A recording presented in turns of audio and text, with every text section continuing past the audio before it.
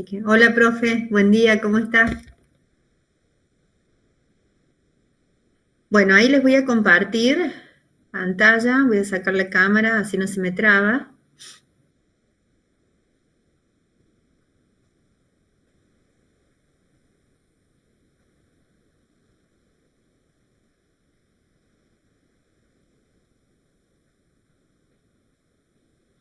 ¿Ahí están viendo mi pantalla? Sí, ¿Sí? Karina. Sí, Bien. sí.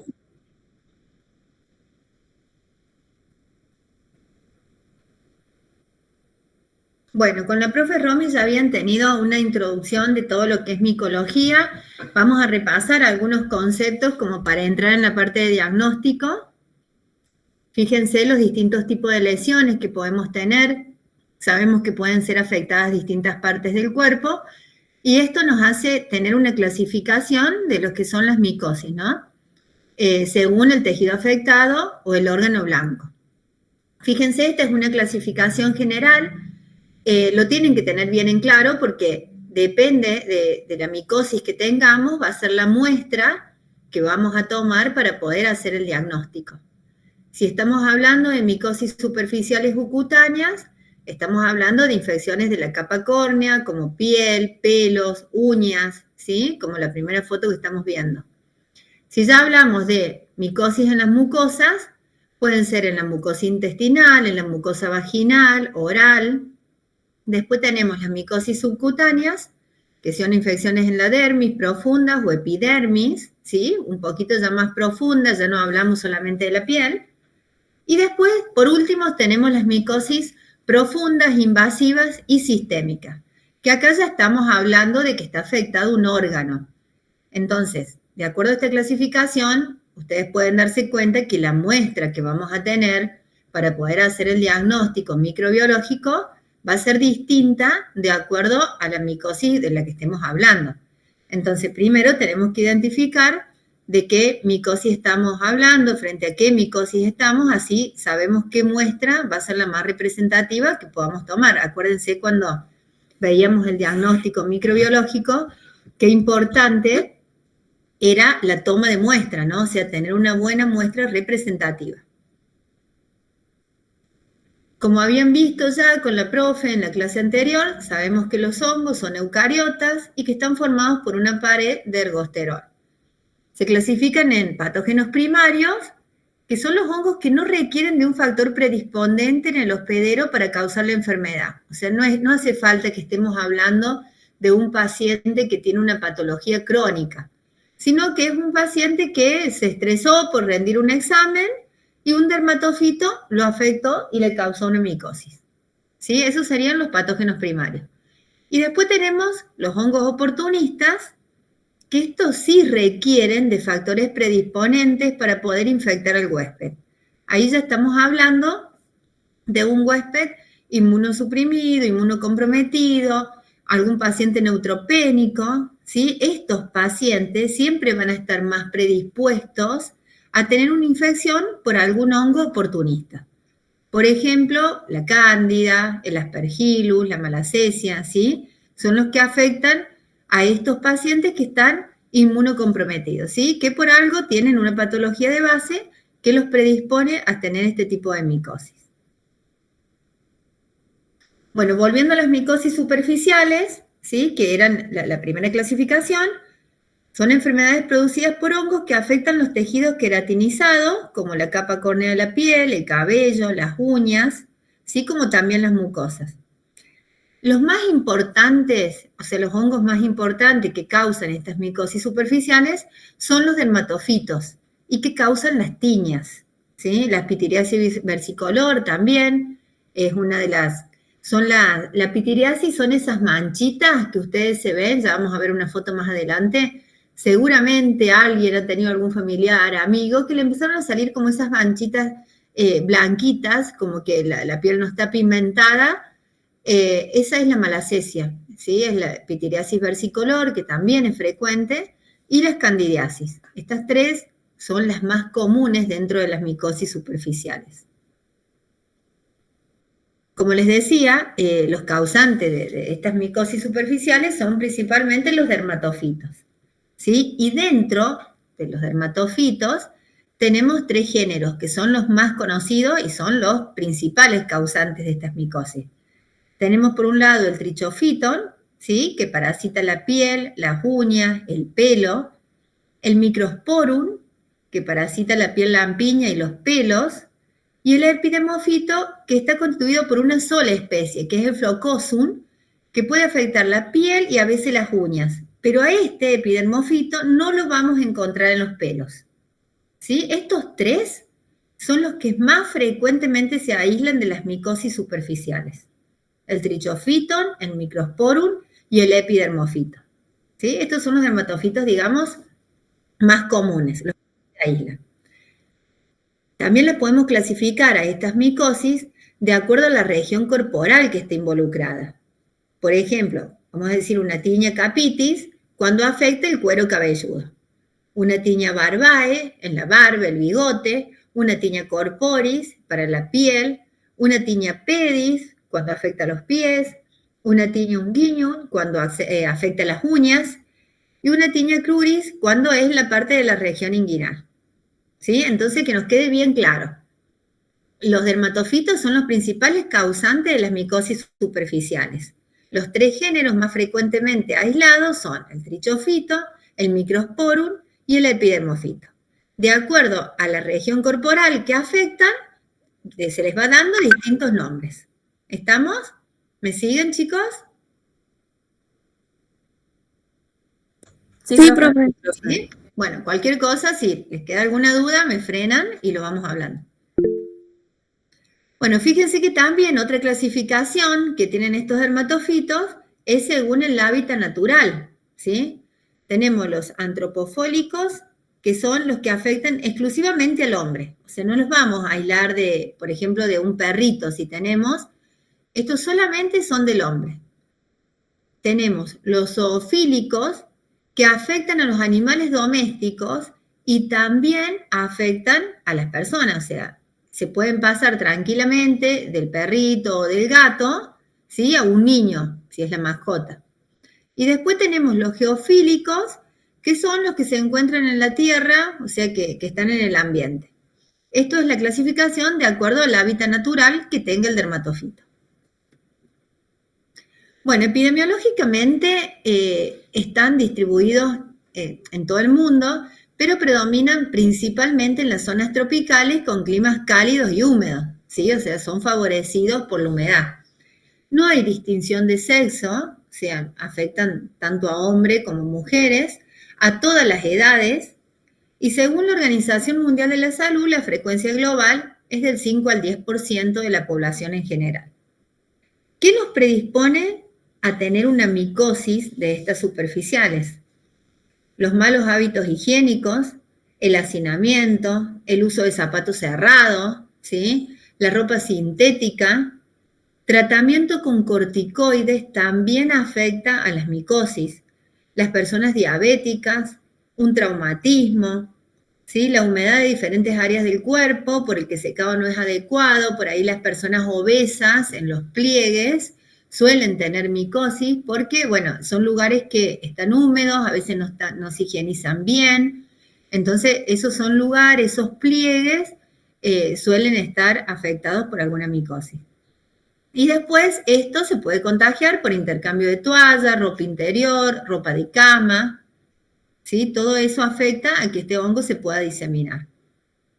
Bueno, ¿y qué siente un paciente? Imagínense que si el paciente viene y les consulta y está con una micosis, lo primero que les va a decir, o sea, el síntoma más común, digamos, el más frecuente, es el prurito, ¿no? Les va a decir que les pica, el hongo pica comúnmente. Es lo primero que refiere el paciente. Después, bueno, puede presentar las lesiones en piel, que se caracterizan por una inflamación, que es más notoria en los bordes, con eritema, descamación, es como una zona seca, en donde cuando se raspa empieza a descamar, que esa también que va a ser nuestra muestra, ¿no? En las micosis superficiales. Y ocasionalmente puede llegar a tener ampollitas también. Puede originarse la pérdida del cabello, por ejemplo, cuando estamos hablando de una tiña capitis, o sea, del cuero cabelludo, generalmente en la zona de la lesión se desprende el cabello, o sea, se pierde el cabello ahí. Los dermatofitos adquiridos a través de los animales o del suelo, o sea, ¿se acuerdan cuando hablábamos de la clasificación, que había algunos que vivían, que eran más de animales y otros del ambiente? Bueno, cuando alguno de estos dermatofitos que afectan a los animales o que están en el ambiente pasan a causar una micosis en alguna persona, producen más lesiones inflamatorias, ¿sí? Que los otros que afectan a las personas. Entonces, es como que las lesiones son más marcadas. Bueno, ahora vamos a ir a lo nuestro. ¿Cómo vamos a hacer el diagnóstico de estas micosis? Yo les vine hablando de que los principales que afectaban, que eran los causantes de estas micosis superficiales, eran los dermatofitos. Los clasificamos por a dónde se encontraban, los clasificamos por el hábitat, de acuerdo a los que afectaban. ¿Qué muestra voy a necesitar yo para hacer el diagnóstico microbiológico?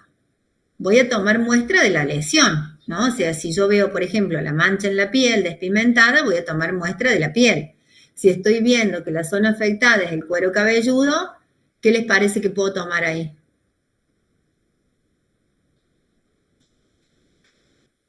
A ver, ¿qué les parece? ¿Qué se les ocurre? Si yo, por ejemplo, recibo un paciente que tiene una lesión en el cuero cabelludo que ha perdido el pelo. Tiene una zona en la cabeza que ha perdido el cabello. ¿Cuál sería mi muestra? ¿Qué tendría que tomar yo de ahí?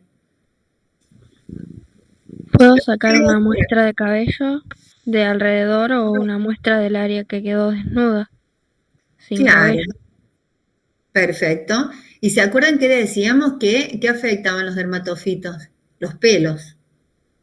Entonces, la muestra ahí también, o sea, voy a tomar de la lesión, voy a raspar, pero también le voy a sacar unos pelos, ¿sí? Le voy a arrancar unos pelitos, porque ahí me voy a traer también el hongo, ¿sí? Lo mismo si es de la barba. Y si es de una uña, ¿qué voy a hacer? ¿Qué les parece? Si la zona afectada, por ejemplo, es la uña del pie. Cortar un pedacito de uña, puede ser. Cortar un pedacito de uña, perfecto. Por eso al paciente le sabemos decir que se lleve un corta uña. Entonces, en el momento que va para la toma de muestra, le raspamos un poquito la uña, así, raspamos, pero le cortamos también los pedacitos de uña para cultivar. ¿Sí? O sea, ustedes tienen que ir razonando cuál es la mejor muestra pensando que yo tengo que sacar el hongo. Yo tengo que agarrar y tomar una muestra que sea representativa, o sea, que el hongo esté en esa muestra para que yo lo pueda cultivar. Si yo les estoy hablando de que vamos a tomar muestra de la lesión, ¿estoy hablando de un diagnóstico directo o de un diagnóstico indirecto? Directo. Directo. Bien, yo estoy buscando el agente etiológico, ¿sí? Vamos a ir viendo, voy tratando de enlazarlo con los temas anteriores que hemos visto para que ustedes vayan pudiendo integrar todo lo de la materia. Entonces, el diagnóstico de los hongos se hace por directo, ¿sí? Por métodos directos comúnmente. Una observación al microscopio, ¿sí? Vamos a tomar la muestra y la vamos a mirar al microscopio a ver si lo vemos al hongo. Y después vamos a sembrar esa muestra, la vamos a cultivar. Los hongos se cultivan, ¿sí? Igual que las bacterias. ¿Estamos? Entonces, los hongos y las bacterias se cultivan. ¿Los parásitos se cultivan, chicos? No. No, ¿Y los virus? solo para investigación. El cultivo celular, ¿no? Solo en cultivo celular, que es muy complicado porque necesitamos mucha seguridad, entonces tampoco lo hacemos de rutina. ¿Estamos? Pero los hongos y las bacterias sí las cultivamos. Entonces ahora al honguito lo vamos a cultivar en un medio de cultivo, como hacíamos para las bacterias, nada más que este medio de cultivo obviamente tiene otras características porque el hongo tiene otros requerimientos diferentes a las bacterias. Entonces, el medio de cultivo que vamos a usar se llama el agar saburo. Este es el agar más usado para cultivar los hongos. Y este agar, ¿qué tiene? Un agregado de antibiótico, que puede ser una gentamicina, por ejemplo. ¿Qué va a hacer? A ver, piensen. ¿Por qué yo le pongo antibiótico a este agar? ¿Para qué será? Para ver si ataca el hongo o no. Para Y matar las bacterias. si es un antibiótico no nos va a atacar el hongo, porque acuérdense que el antibiótico servía para la bacteria. Y Claro, es es verdad. eso, ¿sí? Porque acuérdense que yo voy a estar tomando muestras que no son estériles. Una muestra de piel no es estéril, la muestra de la uña no es estéril. Entonces, ¿qué va a traer esa muestra? Va a traer el honguito, que va a ser el agente causal, pero también me va a traer las bacterias de la piel, ¿sí? La flora normal que está ahí, la microbiota, o sea. Entonces, imagínense que si yo siembro eso y no le pongo algo para que me inhiba el crecimiento de esas bacterias, se me va a contaminar el hongo con las bacterias y no voy a poder aislar el hongo. ¿Queda claro? Sí, sí, profe. Entonces, para hacer el cultivo de estas muestras de micosis, necesitamos un medio de cultivo especial, que es el agar saburó, que es para hongos, y lo que tiene este agar saburó, digamos, de especial, más allá de tener todo lo que necesita el honguito para crecer, es que se le agrega antibiótico. Entonces, ese antibiótico inhibe el crecimiento de esa flora acompañante bacteriana y nos deja que el hongo crezca puro, ¿sí? Que yo solo tenga el desarrollo del hongo ahí. Entonces lo voy a poder identificar, ¿sí? Entonces, recibimos el paciente, nos consulta, nos dice que tiene toda la sintomatología de tener una micosis.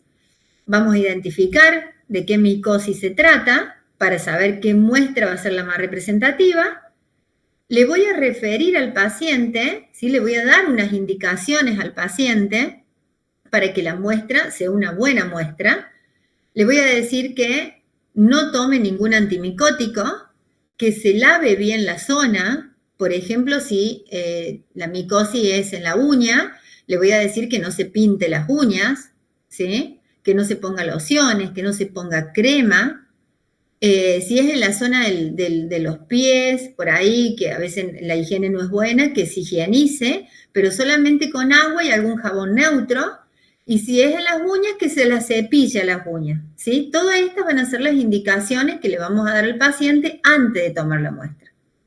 Nosotros siempre le pedimos al paciente que 3 días antes empiece con todas estas indicaciones. Entonces siempre se le da turno para 3 días después para tener una buena muestra. Porque esta muestra es muy fácil que se contamine por las zonas de donde se toma. Bueno, una vez que el paciente esté en condiciones, vamos a proceder a la toma de muestra. Y depende de la zona que sea, si es en la piel, por ejemplo, vamos a raspar con un bisturí y vamos a tomar escamitas de la zona afectada por el hongo, ¿sí? La vamos a ir recogiendo en una plaquita de Petri o en algún recipiente estéril, vamos a ir juntando ahí las escamitas. Si es, por ejemplo, en el cuero cabelludo, vamos a raspar, vamos a tratar de descamar, pero también vamos a tomar con una pincita de depilar algunos pelos y ahí va a venir el honguito también. Entonces, también vamos a tomar algunos pelos.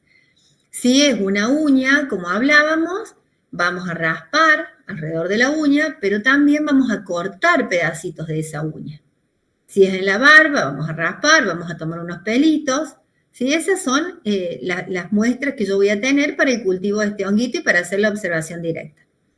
Pero ¿qué me va a pasar? Imagínense que yo raspo la uña. Son tejidos duros, ¿sí? Entonces, cuando lo quiera mirar a microscopio, me va a costar muchísimo mirarlo. Se lo voy a poder sembrar en el agar, saburó, pero cuando lo quiera mirar a microscopio voy a necesitar algo que a mí haga que se me ablanden esos tejidos. Entonces ahí voy a usar el hidróxido de potasio al 40%. ¿Sí? Para los fragmentos de piel, de pelos o uñas, el hidróxido de potasio lo que va a hacer es ablandarme estos tejidos para que yo pueda hacer una buena observación al microscopio. Entonces, el directo de esa muestra lo voy a ver con hidróxido de potasio y le puedo agregar algún otro colorante como el azul de metileno, Lugol o no, o lo miro sin colorante. Pero sí o sí le voy a tener que poner algo que me ablande esa muestra, esos tejidos queratinizados. Si a la muestra no la puedo sembrar inmediatamente, porque tomé la muestra, pero, no sé, la tengo que dejar o la tengo que trasladar a otro laboratorio, siempre va a quedar a temperatura ambiente, ¿sí? O sea, la muestra se va a conservar a temperatura ambiente.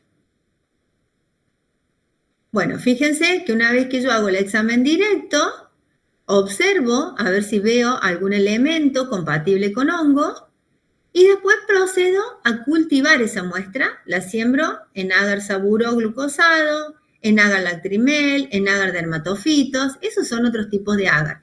Pero el de base, el que siempre se usa sí o sí, es el agar saburo. ¿Qué nos pasa con el crecimiento del hongo? Ustedes se acuerdan que las bacterias nosotros sembramos y a las 24 horas ya podíamos ver algún desarrollo, más si era una enterobacteria. En el caso de los hongos es muy importante el diagnóstico directo porque el honguito tarda en desarrollar, no crece tan rápido como la bacteria. Imagínense que tengo que esperar 3 o 4 semanas para que desarrolle a veces el hongo. Entonces, imagínense lo importante que es el diagnóstico directo, que yo lo voy a ver el mismo día que tomo la muestra, y si yo veo algún elemento de hongo en esa muestra directa, el mismo día que le tomo la muestra al paciente, ya el paciente se puede ir con un informe preliminar del directo diciéndole que, bueno, observo levaduras, por ejemplo. Entonces el médico ya lo empieza a tratar, porque si no, después tiene que esperar un mes el cultivo. Es muchísimo tiempo y a veces el paciente está molesto. Entonces, súper importante el informe ese directo que se le puede dar el mismo día al paciente. A diferencia de lo que es el tratamiento de las bacterias, en donde tenemos una amplia gama de antibióticos y que cada uno tiene su espectro de acción, los antimicóticos son más generales. Entonces, el médico ya, con lo que nosotros lo podamos orientar en un examen directo, ya generalmente va a dar el antimicótico que corresponde. Con la clínica del paciente, la anamnesis que hace el médico, más que yo le diga desde el laboratorio que estoy observando levaduras, por ejemplo, el médico ya se orienta y lo trata al paciente. Y lo más probable es que ese tratamiento sea el correcto. Después, un mes después, yo le voy a decir, bueno, era el trichofitón. Pero el médico generalmente ya empieza a tratar y está bien tratado el paciente. Bueno, una vez que yo tengo desarrollo en el cultivo, ¿cómo llego a saber qué honguito es el que me está causando esta micosis? Tenemos que hacer subcultivos. Una vez que me desarrolló en ese agar saburo, que es esto que está acá abajo, no sé si ven el cursor, la flechita. Fíjense. Sí, profe, se ve. Bueno, ¿ven? Ese es el desarrollo de un agar saburo. Este es otro medio, este es un dermatofito. Esto es el agar saburo con el desarrollo de un honguito. Una vez que yo tengo este desarrollo, yo acá no puedo saber de qué dermatofito se trata. Entonces, ¿qué voy a hacer? Diferentes técnicas. Un cultivo en lámina, una colonia gigante, un crecimiento en un dermatofito agar, que es ese otro que veíamos recién, el de color más rojo. ¿Sí? Estos son todos subcultivos. ¿Cómo se hace el cultivo en lámina? Se pone en un portaobjeto un poquito de agar saburo y se inocula del otro tubo en donde me había desarrollado, se inocula el honguito acá. Y después de acá lo miro a microscopio. ¿Sí? Esto es un agar dermatofito. Entonces, de acá yo voy a tomar y lo voy a mirar a microscopio.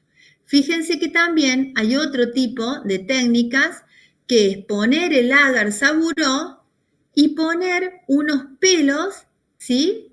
Ponerle pelos al hongo ahí y después mirar el pelo a microscopio a ver si el hongo está afectando el pelo. Estas son diferentes técnicas. Y después hay hongos que tienen la ureasa. Entonces, son urea positivo. Esta misma pruebita es la que se usa para las enterobacterias que dan urea positiva. Todas estas son pruebas que hacemos a partir del cultivo primario del hongo para identificar el género y la especie.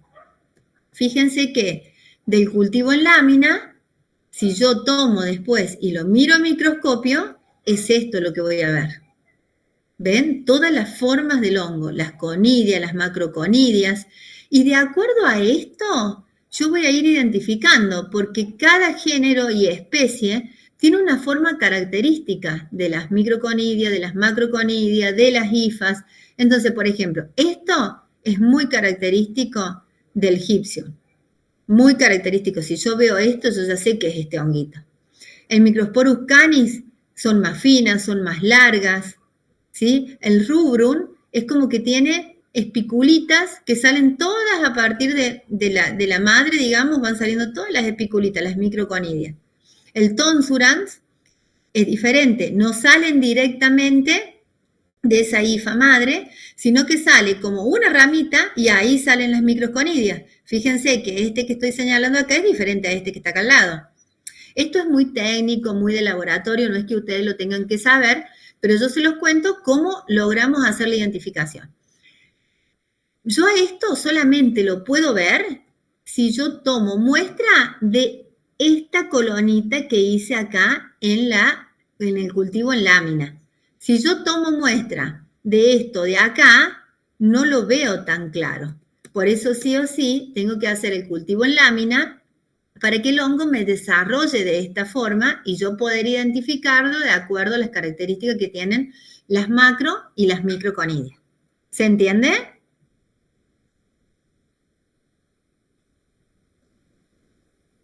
Chicos. Sí, profe. Como Sí, yo profe. no veo porque Sí, profe. cuando se completa, no sé si se me corta, por eso les insisto en que me hablen.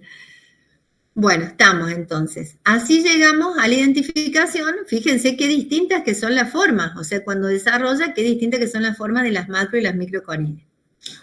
Bueno, acá está en forma esquemática. Fíjense que, de acuerdo a las características que tienen, nosotros podemos ir identificando el género y la especie para poder llegar bien con nombre y apellido, digamos, al agente etiológico. Fíjense que les hablaba del cultivo en placa y después les hablaba de la macrocolonia. La macrocolonia es cuando se pone la garzaburu en una plaquita y se coloca una colonia del hongo y se deja desarrollar como que crece en grande. Y de acuerdo a la forma que tiene esa macrocolonia, esa colonia gigante, podemos ir identificando también de qué hongo se trata. Empezamos a mirar a ver si tiene forma circular, si es filamentoso, si es rhizodal, si está levantada, si directamente está bien plana sobre la placa, cómo es el borde, ¿sí? Puede tener un borde ondulado o si no liso, cómo es la superficie y también el pigmento que tiene anverso, que es del otro lado. Los vuelvo acá. ¿Se acuerdan cuando yo acá, por ejemplo, que les mostraba el desarrollo Si yo doy vuelta el tubo, o estos tubos, por ejemplo, si yo lo doy vuelta, en la parte de atrás suele tener un color característico. Y a eso es que nos referimos con estos colores. Por ejemplo, hay algunos que los miramos del anverso y es marrón. Entonces yo ya me ubico en cierto honguito que me da ese color marrón en la parte de atrás del desarrollo. Bueno, estas son las macrocolonias, que eran lo que estábamos analizando acá. Así se ven, de esta forma. Fíjense que en toda la placa se coloca, se inocula una colonita chiquitita al medio y se deja que crezca. Entonces después de ahí vamos viendo todas las características. Fíjense, ahí se ve también re lindo. Bueno, el crecimiento en el agadermatofito lo que hace es ponernos de manifiesto que es un dermatofito, justamente, porque si es otro hongo, en este medio no va a desarrollar. También, bueno, la técnica del pelo, para saber si es un hongo que afecta el pelo. Ustedes se acuerdan que yo les decía que el epidermofito no afectaba el pelo. Entonces, si yo tengo un hongo, le pongo pelos y no lo afecta, puedo sospechar que es ese. Si el pelo, cuando lo miro en microscopio, está invadido por el hongo, ya me voy para los otros dos géneros que son los que afectan pelo. Bueno, la urea ya la habíamos visto.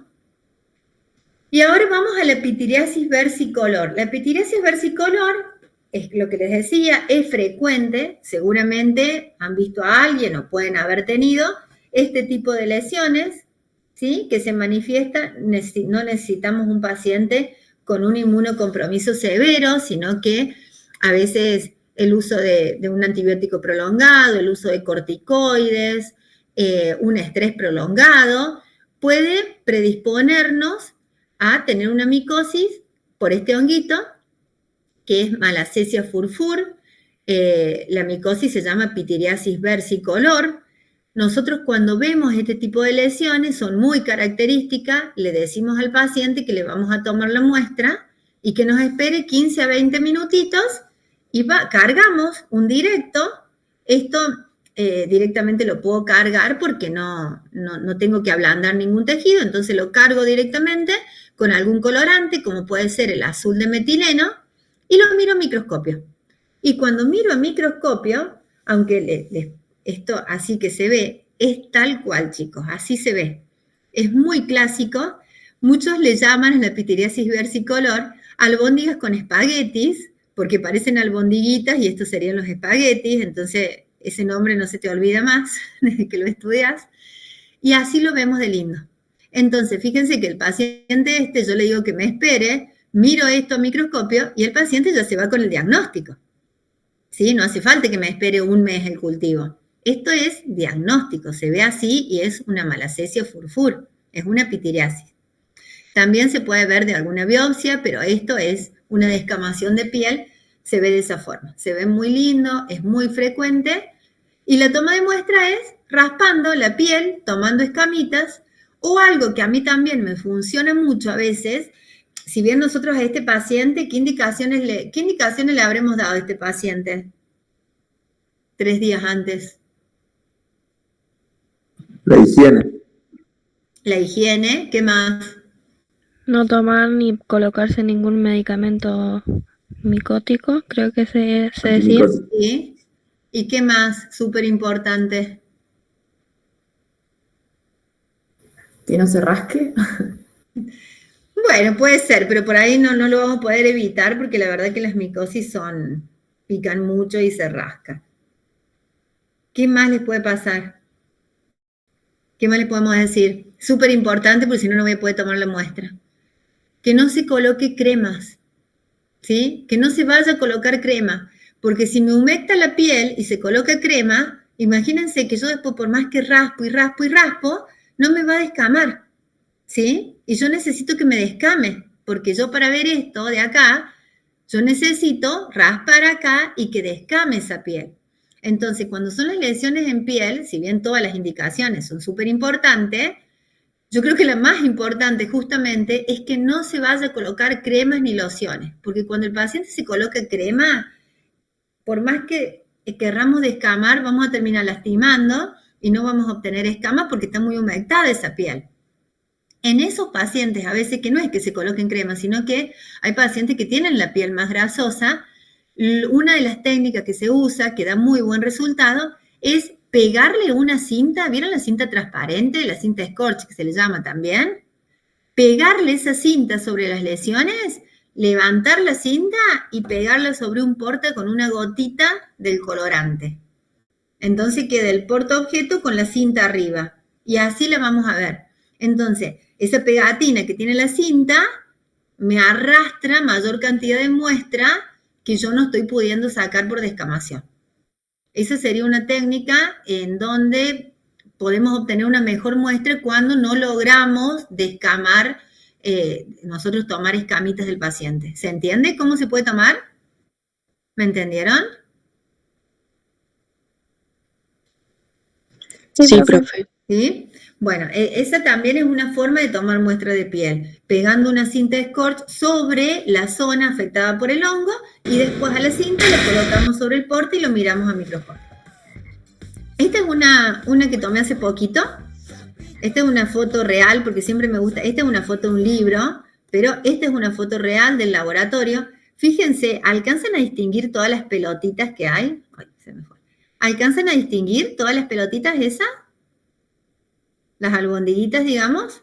¿Ven? Todo eso es honguito. Todas esas pelotitas que ustedes están viendo acá son honguitos. Y acá, fíjense que estarían las hifas, que son los espaguetes. ¿Lo distinguen? ¿Lo alcanzan a ver? Sí, profe. ¿Sí? Sí, profe. Bueno, esta es una forma real, digamos, cómo se ve a microscopio. Bueno, después tenemos las candidiasis, ¿sí? ¿La cándida era flor habitual o no? De algunas mucosas.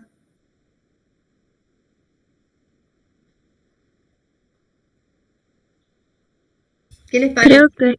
Creo que sí, pero cuando tenías alguna, como que el sistema inmune bajaba, por ahí se sabía cómo manifestar, pero no estoy segura. Perfecto. La cándida es flora habitual de algunas mucosas. El tema es que puede suceder algo que nos predisponga, que nos inmunocompromete, entonces esta cándida crece, ¿sí? Crece por demás, ¿sí? Aumentan las colonias y eso nos invade y nos causa una micosis. Por ejemplo, puede ser una vaginitis, una vaginosis, ¿sí? En la mucosa vaginal, o puede ser, por ejemplo, acá tenemos una fotito de una uña, no es que la tengamos en la uña, en este caso sería afectada la uña por una cándida. En esto de acá arriba, esta foto, esto es un exudado vaginal, en donde se ve ese flujo que es blanco, como leche cortada, que es la cándida, que hay sobrecrecimiento de esa cándida y invade, ¿sí? Porque si no, la mucosa vaginal está, pero está en una cantidad, digamos, que no causa una micosis, y por algo, a veces con el uso de anticonceptivos, el uso de profilácticos, que cambia el pH vaginal, hace que esta cándida crezca más, haya mayor cantidad de cándida y esto invade.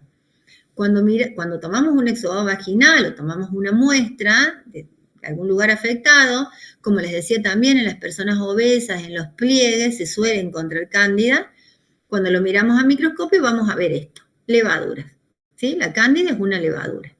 Vamos a ver las levaduritas y si además de las levaduras vemos estas hifas, vamos a decir que esa cándida está invadiendo, ¿sí? Está causando una micosis porque está creciendo.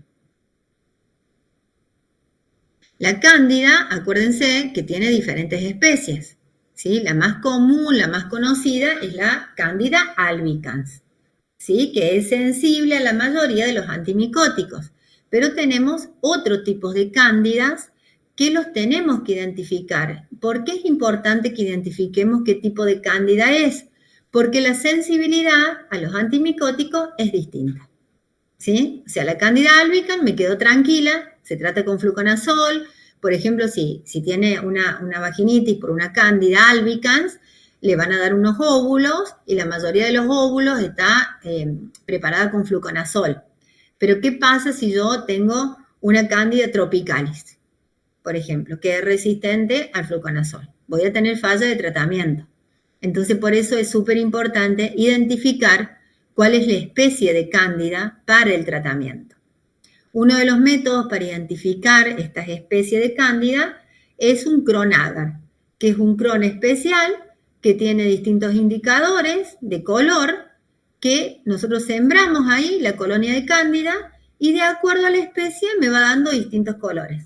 Fíjense que la cándida albicans, cuando me desarrolla, me da un color verde, la tropicalis me da más un color lila, la Elongisporus me da un color azul y la Parasilopsis me da un colorcito salmón, ¿sí? Esto, la verdad que es súper fácil, imagínense que me da un color y yo ya puedo saberlo, pero es muy costoso el cron. Este es un agar cron para cándida. Los cron agar, que vienen también para identificar, a veces se usa mucho con las bacterias, distintos tipos de bacterias, son muy costosos. Entonces en los laboratorios de rutina a veces no tenemos estos cron agar. Una de las pruebitas que se puede hacer para la cándida albicans es el tubo germinativo, que se llama, que se pone en contacto esta cándida sospechosa, se coloca una anzada, se prepara como una suspensión con un plasma humano. O sea, yo lo que hago es pedirle a la gente del laboratorio de que tengo enfrente, que hace la rutina, un plasmita de cualquier persona que se haya sacado sangre, hago un pool con 2 o 3 plasmas, y hago como una suspensión de la cándida en ese plasma humano. Y a las 2 horas lo miro y veo si tiene la formación del tubo germinativo, que es la cándida como con un palito. Lo vamos a ver después en el práctico a esto, por eso ahora se los estoy contando así, pero después en el práctico lo vamos a ver en vivo y en directo. Esa característica de formar este tubo germinativo es exclusivo de la cándida albicans. Entonces yo con esta pruebita que me tarda 2 horas, ya al menos al médico le puedo informar cándida albicans o cándida no albicans. A veces no puedo llegar a ver si es una tropicalis, una glablatra, Pero bueno, al menos le estoy diciendo, ¿es cándida albicans o es cándida no albicans? Y eso ya ayuda muchísimo. Bueno, ¿estamos hasta ahí? ¿Se entiende? Así pasamos a las micosis profundas. Sí, profe. Sí, profe. Bien. Bueno, ahora vamos Inicialmente. al otro lado. Veníamos hablando todo de lo que eran micosis superficiales, ¿sí? Vamos a las micosis profundas ahora. ¿Qué pasa con estas micosis profundas? ¿Serán más graves, menos graves? ¿Será distinta la muestra? ¿Qué les parece?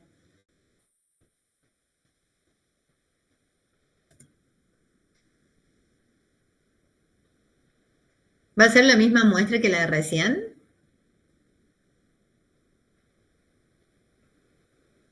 ¿Se acuerdan cuando vimos la clasificación? Las micosis profundas, ¿qué afectaban?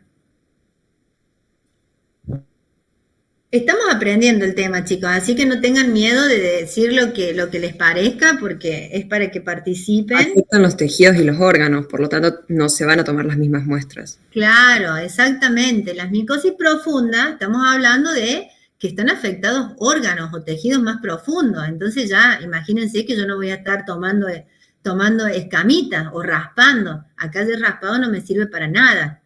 ¿Sí? Acá estamos hablando de otro tipo de muestra porque ya, la zona afectada es un órgano o es un tejido profundo. Entonces, esta muestra ya va a ser una muestra que comúnmente se va a tomar en quirófano o, en el mejor de los casos, por ahí puede ser un esputo, un lavado bronquialveolar, pero generalmente estas muestras, ya el procedimiento es invasivo. Entonces, van a ser muestras que son mucho más nobles, ¿sí? Porque no es que yo le pueda decir al paciente, se me contaminó la muestra, te vamos a punzar de nuevo para sacarte un líquido cefalorraquídeo, imagínense. No es lo mismo que el raspadito de la piel. Entonces, estas son muestras más profundas, generalmente se toman en quirófano, el procedimiento es médico, ya no lo va a tomar el bioquímico o el microbiólogo, sino que va a tomar el médico estas muestras y las va a mandar al laboratorio. Son muestras que se tienen que procesar inmediatamente, ya no la puedo dejar a temperatura ambiente como con el raspadito de piel que tomaba, que si no la podía sembrar en el momento, podía quedar a temperatura ambiente un par de horas. Estas no, las tenemos que procesar inmediatamente. Y depende del órgano afectado, es la muestra que vamos a necesitar. Pero fíjense que son biopsias, esputo, lavado bronquialveolar, punción de médula ósea, hepática, esplénica, muestra de sangre entera, líquido cefalorraquídeo y escarificaciones, pero para las micosis profundas casi que no.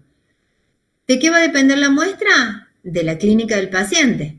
¿Sí? Nosotros vamos a mirar al paciente, vamos a ver qué nos refiere, vamos a ver la sintomatología, la anamnesis, y si la sintomatología, por ejemplo, es respiratoria, nuestra muestra va a ser un esputo o un lavado bronquialveolar. ¿Sí? Ahora, si el paciente tiene clínica neurológica, ¿sí? Vamos a necesitar una muestra de líquido cefalorraquídeo. Si sospechamos de una meningitis, por ejemplo, en un paciente con VIH, necesitamos sí o sí la muestra de líquido cefalorraquídeo. Bueno, una vez que tenemos la muestra, como les decía, el procesamiento va a ser igual que para las micosis superficiales. Primero vamos a mirar un directo y después vamos a proceder al cultivo. Lo que nos va a cambiar va a ser el tipo de muestra. Uno de los hongos que causa micosis profunda es el histoplasma capsulatum, ¿sí? La histoplasmosis. Esta es una afección que somos zona endémica, entonces acá se ve en pacientes inmunocomprometidos. El histoplasma capsulatum no va a causar un cuadro con estas lesiones en un paciente inmunocompetente, sino que en un paciente inmunocompetente lo más probable es que se autolimite, pero sí en un paciente, por ejemplo, con VIH, tiene este tipo de manifestación, este tipo de lesiones. Fíjense que son en todo el cuerpo, son lesiones características. Miren, estos, bueno, son casos mucho más graves. Después para la segunda parte de la materia, para micro 2, tenemos algunos casos clínicos propios acá del hospital. Ahora no los quise traer porque, bueno, no estamos viendo específicamente hongo por hongo, pero ya para micro 2 lo vamos a ver. Este tipo de lesiones son los casos extremos, ¿no? Fíjense, estas lesiones así. Nosotros hemos tenido pacientes con VIH ya en fase SIDA con este tipo de lesiones y hemos confirmado el diagnóstico de histoplasmosis.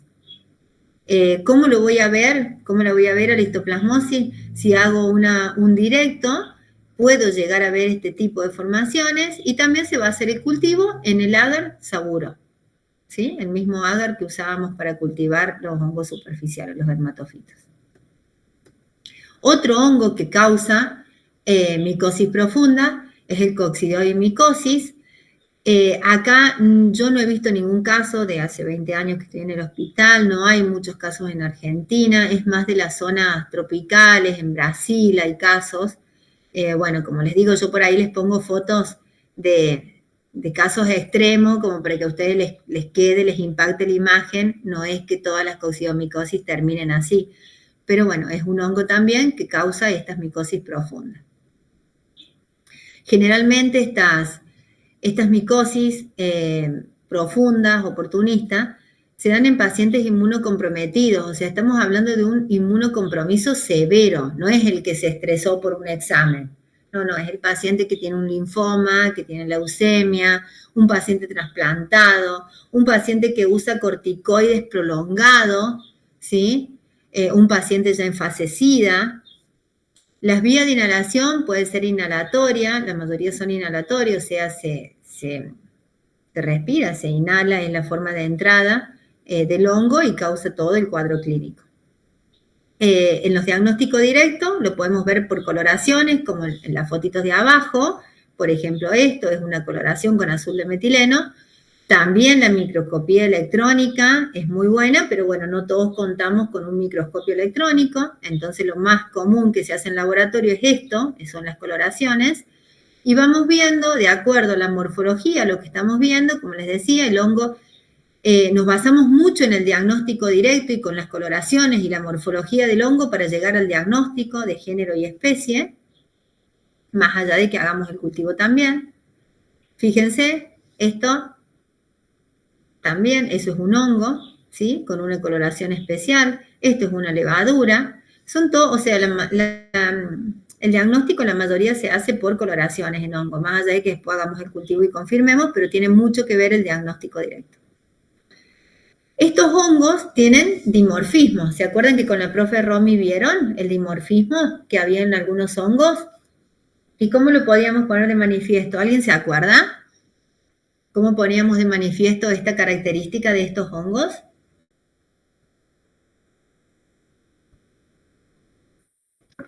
Variaba según la temperatura.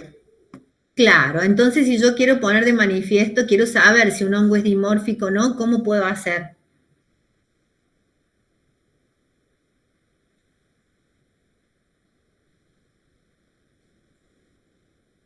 ¿Cómo hago yo? ¿Cómo? Lo puedo cultivar y lo pongo a 2 temperaturas diferentes para ver si cambia de forma o no. Exactamente. Lo cultivo a 2 temperaturas distintas. Por un lado lo voy a cultivar a 37 grados, ¿sí? Lo voy a poner en la estufa, y a otro tubo lo voy a cultivar y lo voy a dejar a temperatura ambiente. Entonces, el hongo dimórfico me va a desarrollar en los 2 tubos, pero en uno me va a desarrollar como levaduriforme y en el otro filamentoso. ¿Sí? Ahí, como está acá en el dibujito. Fíjense, a 24 grados me desarrolla como un moho filamentoso y a 37 grados me desarrolla una levadura. Entonces yo pongo de manifiesto el dimorfismo de este hongo. ¿Sí? Eso es una característica súper importante de los hongos y que se puede poner de manifiesto por un cultivo a 2 temperaturas distintas. Fíjense que el coccidio, por ejemplo, es un hongo dimórfico que si lo sembramos en las dos temperaturas nos va a desarrollar. La forma parasitaria son estas, las esferas con endoesporas. Si yo hago de la forma parasitaria, miro un directo con azul de metileno, voy a ver esta forma. Y la forma micelial o filamentosa son estas hifas septadas, que las puedo ver también del cultivo, ¿sí? Que dejé a 24 grados. Entonces a las 2 temperaturas yo veo las diferentes formas del hongo.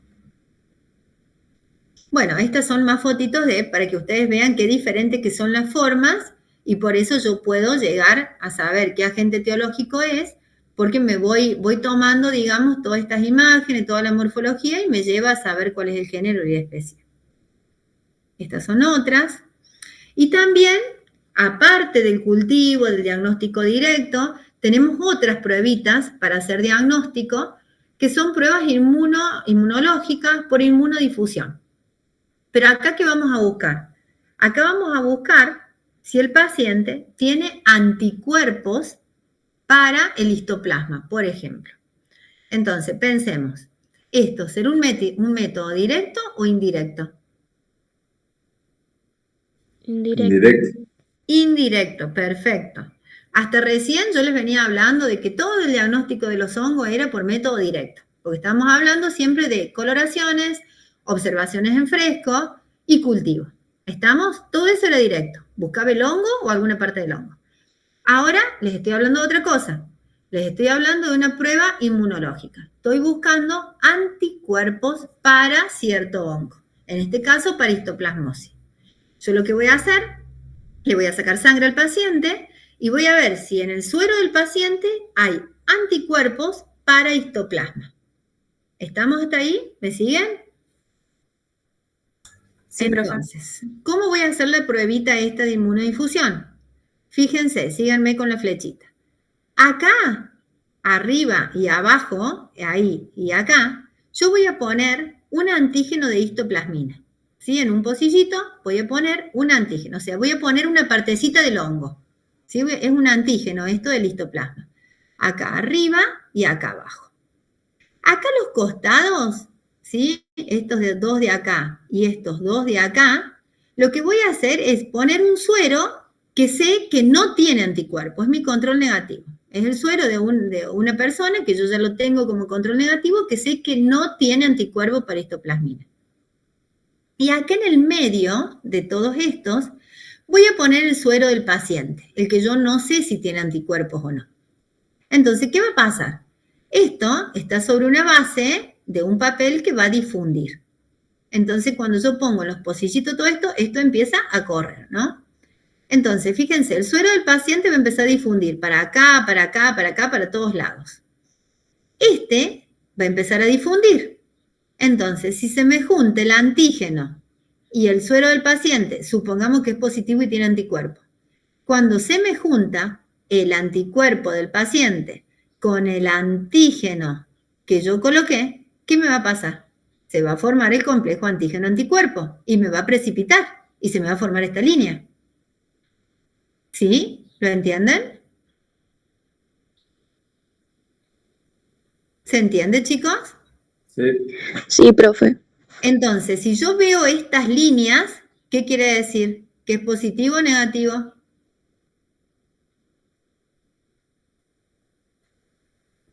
Positivo, profe. Positivo, porque el paciente tenía anticuerpos que se juntaron con el antígeno y precipitó.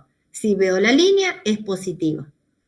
Si el paciente no tiene anticuerpos, acá no se me va a juntar nada, porque el paciente no va a tener anticuerpos, entonces no se va a formar ningún complejo, entonces no voy a ver nada. Entonces, si yo veo las líneas, yo puedo decir, este paciente tiene anticuerpos para histoplasma, es positivo. Si no veo nada, el paciente no tiene anticuerpos. ¿Sí? ¿Queda claro cómo es la prueba esta? Esta es la prueba de la histoplasmina, así se llama. Prueba de histoplasmina y se usa para saber si el paciente tiene anticuerpos para histoplasma capsulato. Pero ahora veamos otra cosa. Esto a mí, ¿me está diciendo que el paciente está enfermo ahora? No necesariamente. No necesariamente, porque yo acá estoy viendo si él es una IgM o un IgG. No. No. Entonces puede ser que el paciente haya estado en contacto con el histoplasma hace 10 años atrás y a mí me va a dar positivo porque tiene anticuerpos.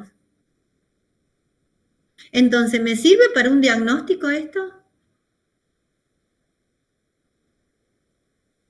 No, profe. No me sirve para diagnóstico, ¿sí? Esta prueba de la histoplasmina, para lo que me sirve es si yo quiero hacer un estudio, por ejemplo, digamos que voy a decir, yo me voy a poner a estudiar a ver si acá en Villa Mercedes circula el hongo del histoplasma.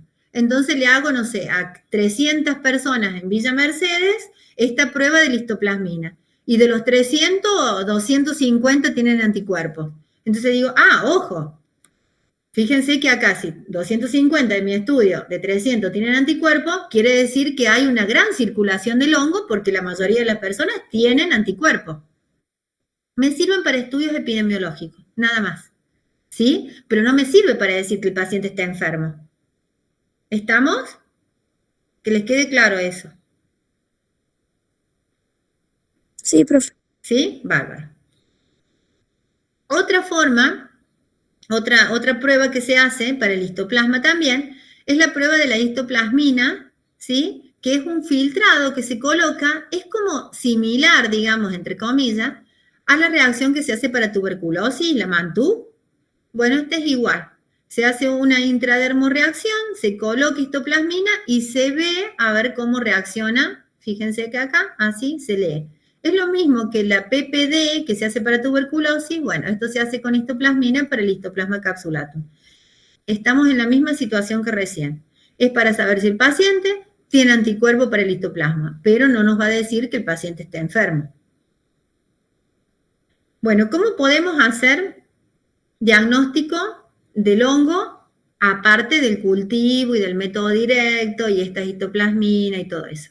Se puede hacer un diagnóstico molecular, ¿sí? Que es mucho más rápido, porque imagínense que no tenemos que esperar el cultivo ni nada, sino que una PCR se hace alrededor de 3-4 horas, ya tengo resultado.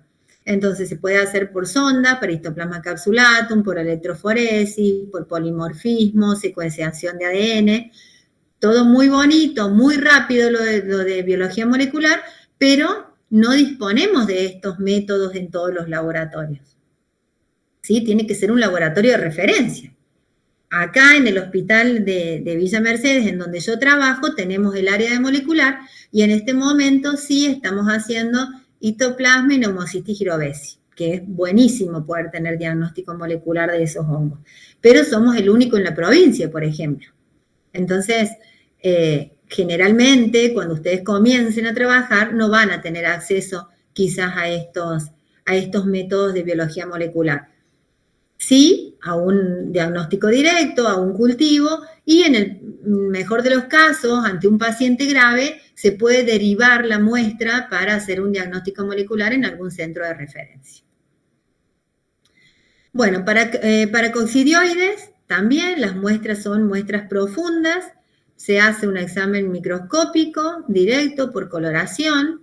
Fíjense, el paracoccidioides tiene una forma muy característica que se le llama el timón de barco, porque se ve así, realmente se ve así, con esas espiculitas que dan como si fuera un timón, ¿sí? Que es una levadura con microgemaciones que se le llama. La fase parasitaria y la fase saprofítica tienen los filamentos, es dimórfico, o sea que si lo cultivamos a las 2 temperaturas, vamos a verlos desarrollar de forma filamentosa y de forma levaduriforme. La forma filamentosa es la que está a 25 grados, que es la infectante, y levaduriforme es la infectiva.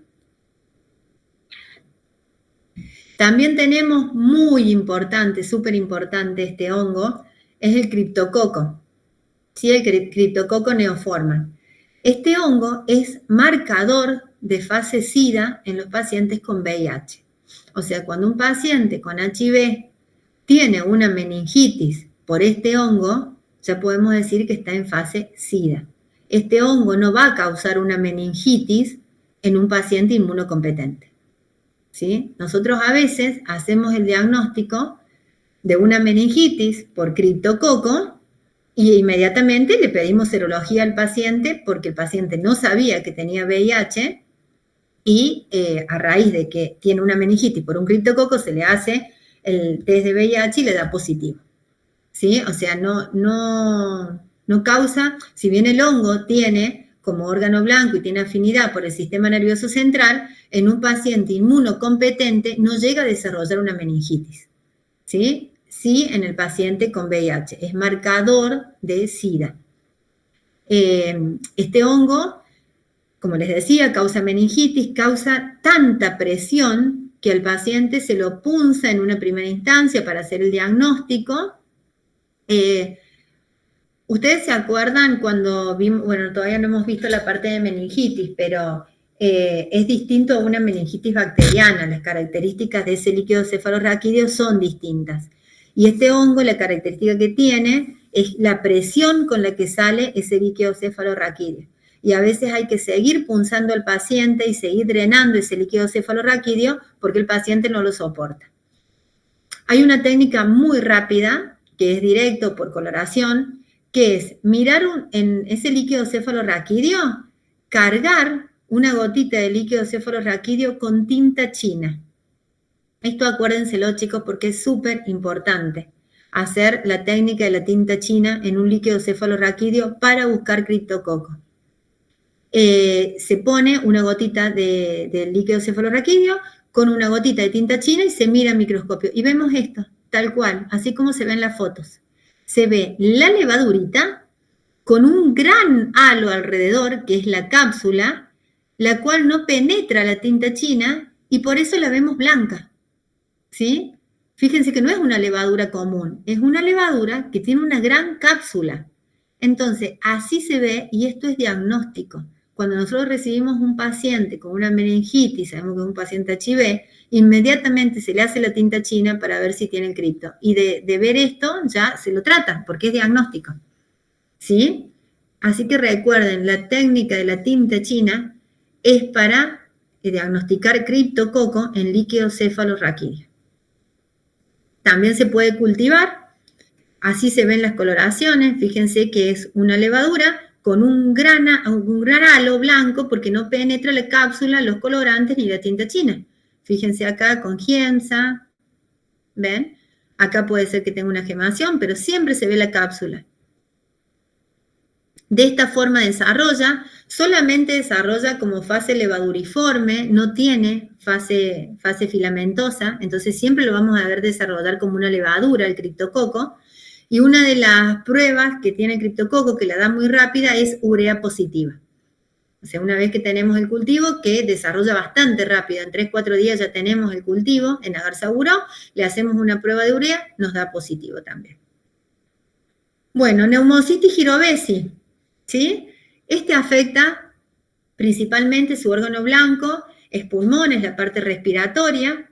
Fíjense que se ven como pilas de monedas, se le llaman. Cuando nosotros vemos un esputo, un lavado bronquialveolar y lo coloreamos, vemos esto. ¿Sí? Son como moneditas, bien redonditas. Esta foto, las tres de arriba, son fotos de libros y las fotos de abajo son fotos propias. Fíjense, esto es un paciente que tuvimos en el hospital, un paciente con VIH también, que obviamente son los pacientes que presentan este tipo, la mayoría de los pacientes son pacientes con VIH en fase SIDA que presentan estas micosis profundas. Miren, ven, eso se ven así, como moneditas apiladas. Fíjense, bien redonditas, acá, estas fotos son nuestras. Nosotros en este momento en el hospital también contamos para hacer diagnóstico de neumocitis girovesi por biología molecular. Entonces, cuando un paciente está muy complicado con algo respiratorio, se le pide un esputo, un lavado bronquialveolar. Más allá de hacer las coloraciones, hacemos una PCR para neumocitis girovesi, porque obviamente tiene mucho más sensibilidad una PCR que una coloración, ¿sí? Porque esto también es operador dependiente, hay que tener experiencia, hay que identificar esta estructura. Entonces, sí o sí a los pacientes con VIH, con neumonía respiratoria, les hacemos PCR para neumocitis girovesi. Bueno, algo muy rápido de los antimicóticos, solamente decirles que, fíjense, el mecanismo de acción, como vimos con los antibióticos en las bacterias, también afectan las funciones de la membrana, la síntesis del ergosterol, que era lo que era la base de su pared, sobre la síntesis de los ácidos nucleicos, sobre la síntesis de la pared celular, ¿sí? Actúan como actúan los antibióticos sobre las bacterias, los antimicóticos sobre el hongo. Hay un tipo de resistencia que es la innata, que se refiere a la resistencia natural de ciertos hongos a determinados antimicóticos. Por ejemplo, la Candida krusei es resistente a fluconazol, que era lo que les hablé recién. Por eso es importante saber qué cándida está causando la infección. Una resistencia primaria, que una especie normalmente sensible puede poseer una resistencia natural a una droga y nunca tuvo contacto con esa droga. O sea, ya vino innata, ya la tenía esa resistencia. Y una resistencia secundaria que se adquiere después del tratamiento con antimicóticos, lo mismo de la resistencia bacteriana, chicos. O sea, se adquiere porque, bueno, ya conoce el antimicótico, se produce una mutación, selección de cepas, y no se puede tratar más con ese antimicótico porque ya generó resistencia.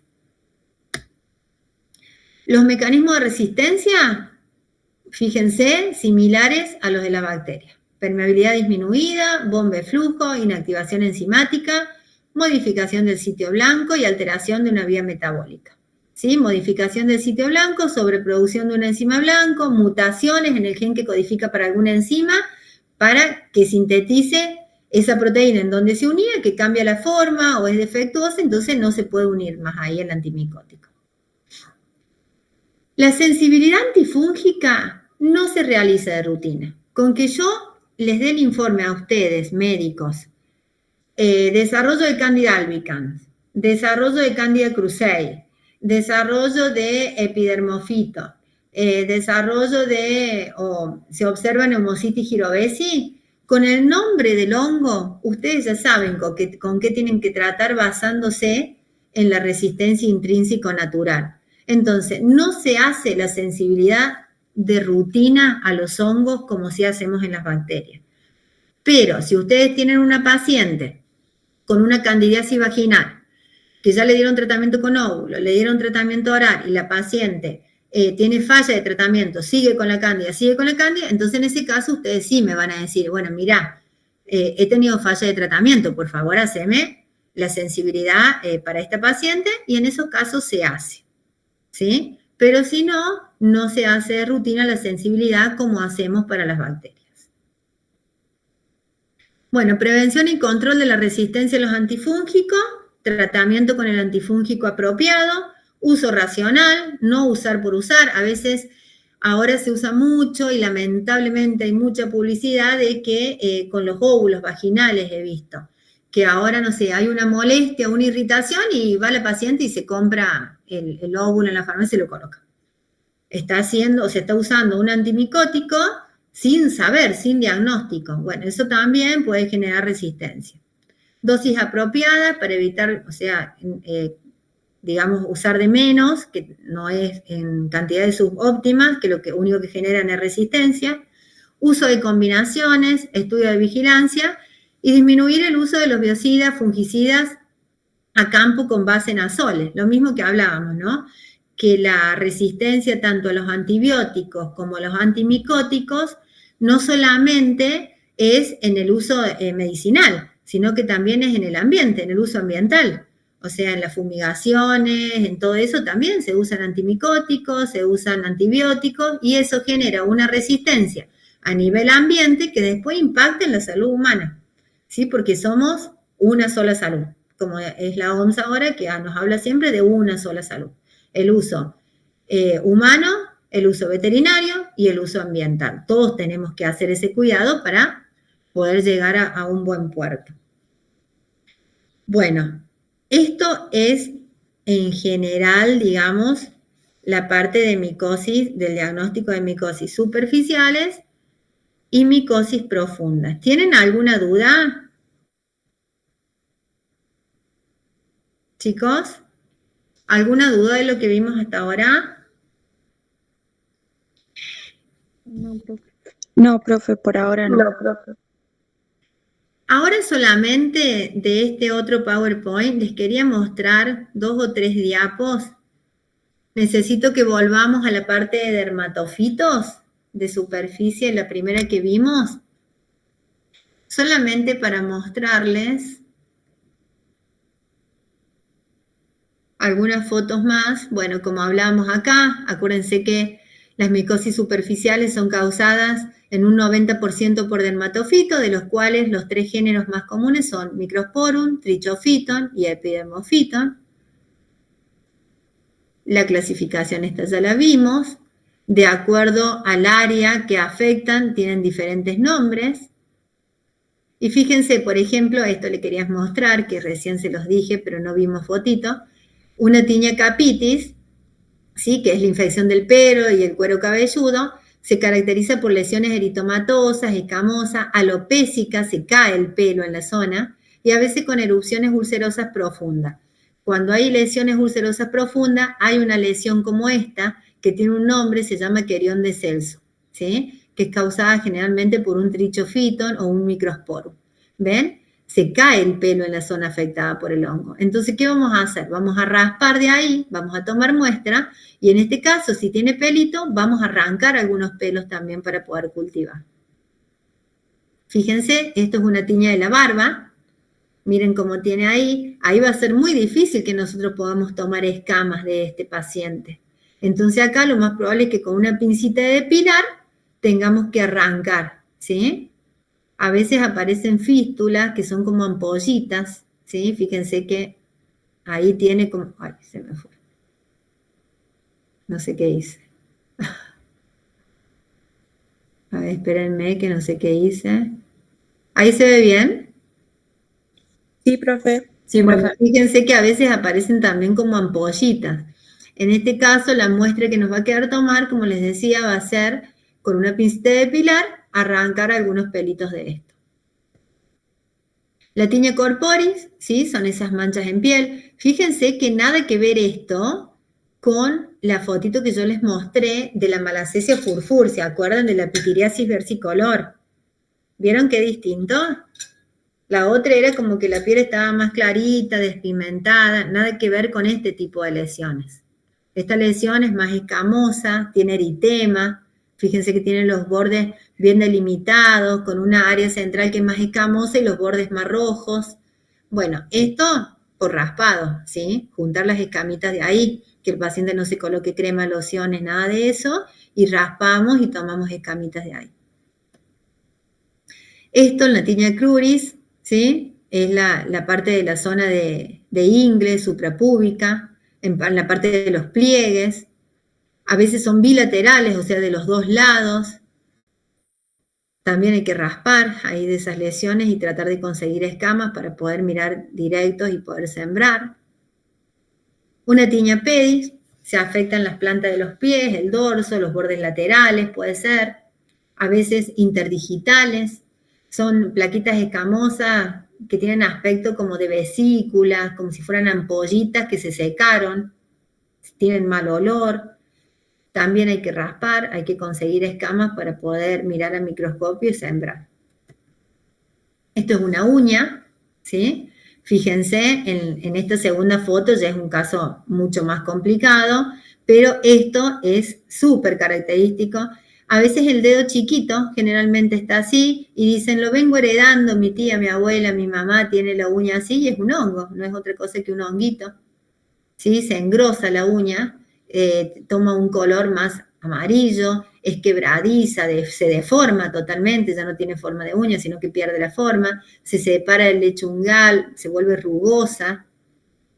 Bueno, hay que tomar muestra de esta uña, lo que se hace es, se corta con el corta uña pedacitos y con un bisturí yo a veces siempre trato de meterme por debajo de la uña y raspar y tomar esta zona, o esta zona de ahí. Cuando están muy cortitas, que cuesta, con un bisturí yo raspo de la zona más profunda. Bueno, como habíamos hablado, la recolección de muestra tiene que ser representativa, abundante, se conserva a temperatura ambiente. Recuerden que estamos hablando de micosis superficiales de nuevo, entonces la podemos dejar a temperatura ambiente. Las indicaciones que ya hablamos, 72 horas antes, no tomar medicación antifúngica, suspender el uso de pomadas, de talco, de tinturas, hay que lavar bien la superficie con agua y jabón, ¿sí? Y las uñas se deben, además de higienizar, a veces con un cepillito para arrastrar toda la suciedad de las uñas y no deben estar pintadas. Acá lo que les decía, ven, acá está la fotito, en donde a veces cuando no descama, porque el paciente tiene la piel muy grasosa, puedo colocar la cinta como si la pegara sobre el paciente, después la saco y la pongo con una gotita de colorante sobre un porta y lo miro en microscopio. Por raspado es lo más común, es la forma que conseguimos la mayoría de las muestras, y por depilación, en el caso, fíjense, ahí es una tiña capitis, ¿sí? De la cabeza en donde se ha caído, a veces se cae el cabello como que se corta, pero queda cortito. Entonces esos cabellos cortitos, esos pelos cortitos son los que tenemos que sacar con la pincita de pilar. Bueno, esto lo vimos, que se hace un directo, el cultivo, así que no nos vamos a detener acá. Nos basamos siempre, siempre en la forma de las conidias, de las macroconidias, del cultivo, observamos a microscopio y podemos ir identificando de acuerdo a la forma. Bueno, acá les muestro algunos de los más conocidos, el Microsporum canis, es zoófilo, ¿sí? Causa tinea capitis y tinea corporis. Las colonias son algodonosas, tienen macroconidios que son abundantes, grandes, fusiformes. Esto es lo que el microbiólogo va teniendo en cuenta cuando mira a microscopio, a ver lo que estoy viendo, con qué se correlaciona, con el Microsporum canis, si yo veo que son fusiformes, entonces voy viendo las características, de acuerdo a qué hongo me va cerrando que sea. ¿Ven? Este es el Microsporum canis. Si yo veo esto a microscopio, yo ya me oriento, es fusiforme, es largo, las microconidias son pequeñas, ya con eso voy sabiendo de qué hongo me están hablando. El Microsporum gibsum, ¿ven? Totalmente distinto. Si yo veo esto, no es el canis, o sea, ya me doy cuenta. Tampoco es la colonia igual, es otro tipo de colonia. Fíjense, este es otro, el trichofito. Nada que ver uno con otro la forma, cómo desarrollan en el cultivo. Entonces, es todo basado en la observación de las coloraciones o en los directos. ¿Ven? Son totalmente distintos. Cada uno tiene su propia forma. Bueno, chiquis, ahí estaríamos terminando. ¿Más o menos? ¿Sí? ¿Se entendió? Sí, profe, se entendió. Bueno, Sí, va. profe. No hace falta que ustedes sepan qué forma tiene la hifa o el macroconidio del hongo, chicos. Yo se los muestro para que ustedes vean en qué basamos el diagnóstico microbiológico. Ustedes tienen que tener bien en claro la clasificación de las micosis, qué muestra va a ser la representativa cuando nos ubicamos de qué micosis estamos hablando, cómo vamos a tomar esa muestra, qué indicaciones vamos a dar. El método es directo, es indirecto, o sea, ¿para qué sirve que me den ese informe preliminar de un directo? ¿Cómo hacemos el diagnóstico? ¿Cuáles se puede hacer diagnóstico molecular? ¿Cuáles se hace por cultivo? ¿En qué medios? ¿Sí? Eso es lo que ustedes tienen que saber. ¿Cuáles son los hongos que causan micosis profundas? ¿En qué pacientes? Profe, no sé si usted quiere agregar algo más. No, muy linda clase, no. ¿Alguna duda? Profe, yo quería preguntar cuándo nos van a dar las notas de los parcialitos. Me faltaban corregir 10 parcialitos, así que ahora más tarde ya quería preparar esta clase, por eso me tardé. Ahora ya más tarde se la subo.